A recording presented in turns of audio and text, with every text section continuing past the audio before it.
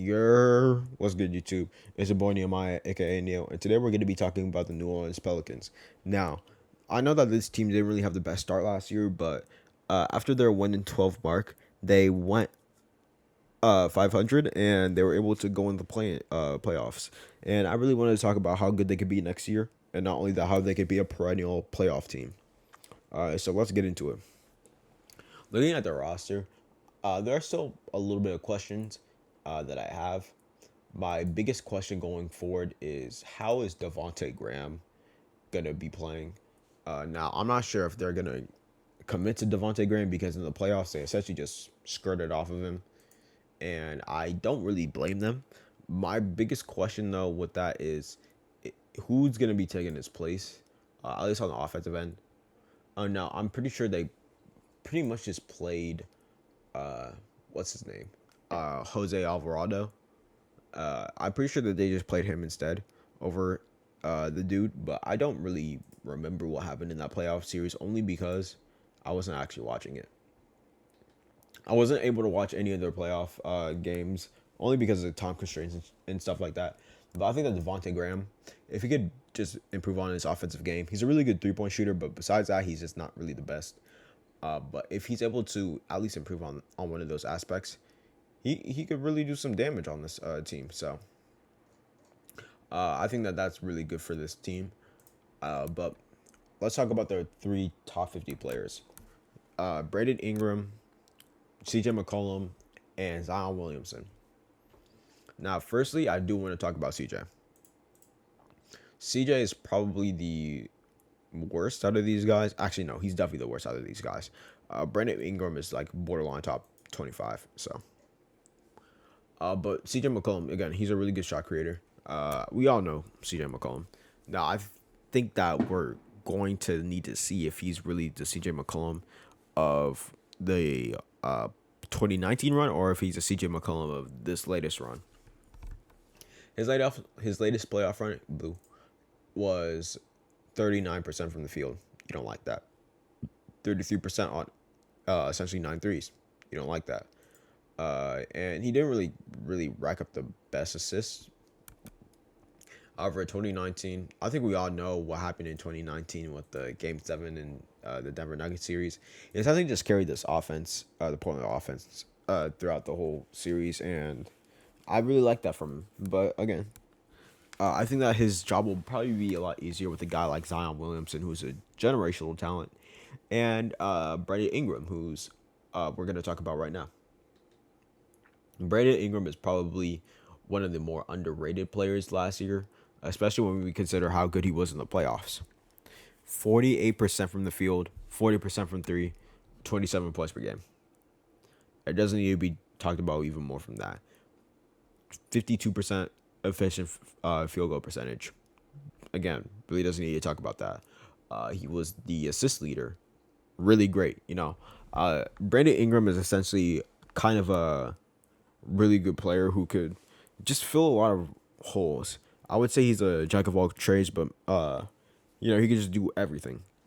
And while he may not be elite at like a certain aspect, he's still just really good, and he could really just fit a lot of the holes that a lot of players could, sometimes open up. If I were to categorize this type of play, it's very similar to Klay Thompson, Chris Middleton, Drew Holiday type of player where they may not be the superstar, but they fill all the holes that the superstar may need. And I think when we talk about the superstar, I think we all know who I'm talking about.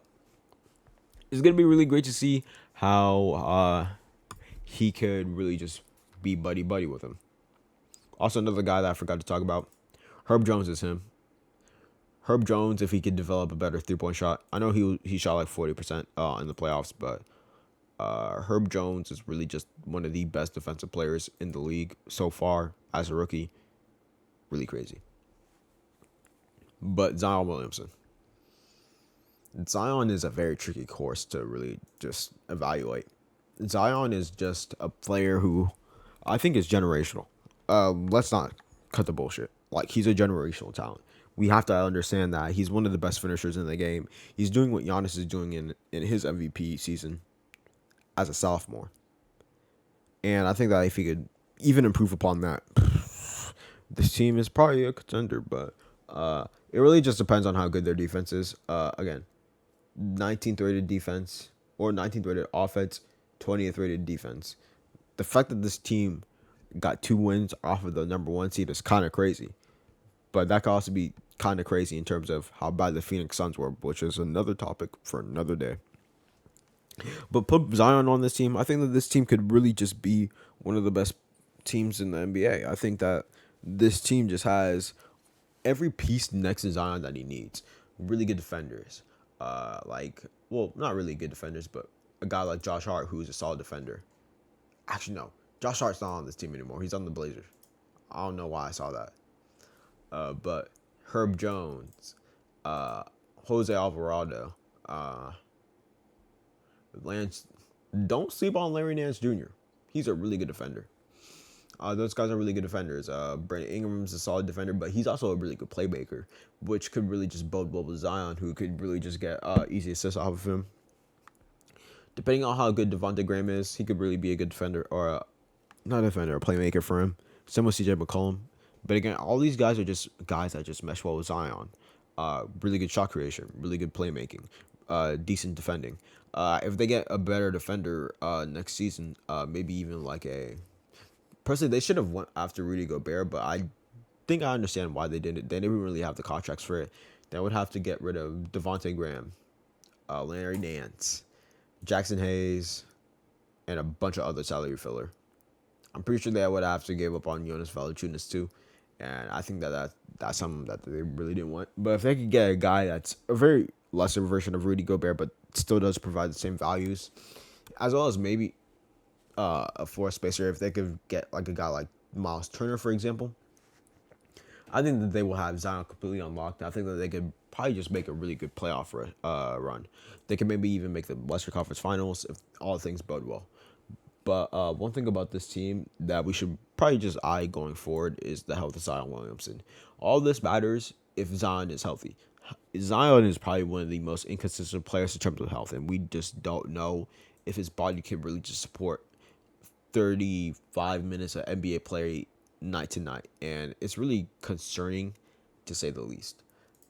Zion essentially missed out a whole season because of this, and I'm not sure if he can really just bounce back like we think he can.